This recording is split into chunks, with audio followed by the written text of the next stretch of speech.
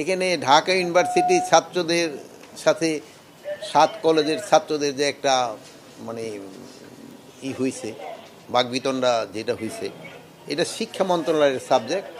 But যেহেতু law and order situation চলে আসলে আমরা কিন্তু স্বরাষ্ট্র মন্ত্রণালয় ইনভলভ হয়ে যাই।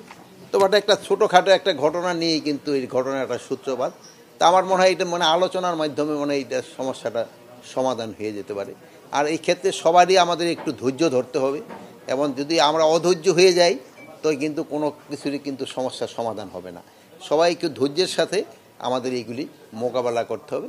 এই ক্ষেত্রে আমরা আইনশৃঙ্খলা বাহিনীও বলছি, আমরা আপনাদেরও আইনশৃঙ্খলা বাহিনীকে বলতে তারা ধৈর্যের ধারে সাথে জিনিসটা মোকাবেলা করার জন্য, এবং আমাদের ছাত্র ভাইদেরও আমরা অনুরোধ করব প্রত্যেকটা জিনিস একটু ধৈর্যের সাথে এবং আলোচনার মাধ্যমে যেন সমস্যাটা সমাধান হয়, ওই দিকে যেতে হবে।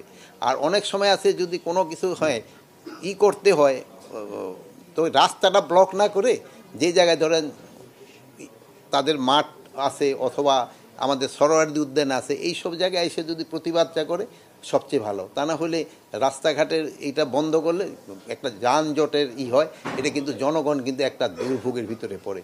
অনেক সময় আছে যে ভালো পেশেন্ট যাচ্ছে, সে যেতে পারতেছে না, এটা আপনারা নিজেরও তো রিয়েলাইজ করেন। এই শাহবাগ মোড়ে হলে যেখানে দেখে 2টা বড় হসপিটাল, পেশেন্টরাই কিন্তু সবচেয়ে সাফার করে সবচেয়ে বেশি। এইগুলি ক্ষেত্রে আপনারাও একটু বলবেন। আর তাকেও যদি কোনো দাবি দেওয়া থাকে, এটা যেই সব মন্ত্রণালয়ের সাথে তাদের যে দাবি দেওয়াটা আছে ওটা তাদের সাথে যোগাযোগ করে ওইটাকে সলভ করে নেওয়া, এবং প্রত্যেকটা জিনিস আমরা চাচ্ছি যে আলোচনার মাধ্যমে সলভ হোক।